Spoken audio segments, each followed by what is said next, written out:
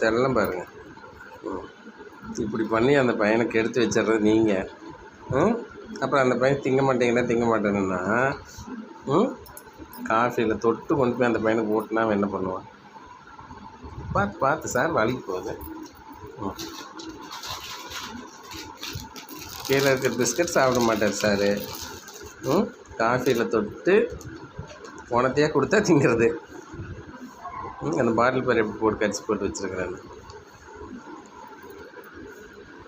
சாப்பிட்டுக்காங்க sir, சாப்பிட்டுக்காங்கடே. பார்த்து biscuit வலிக்கும்.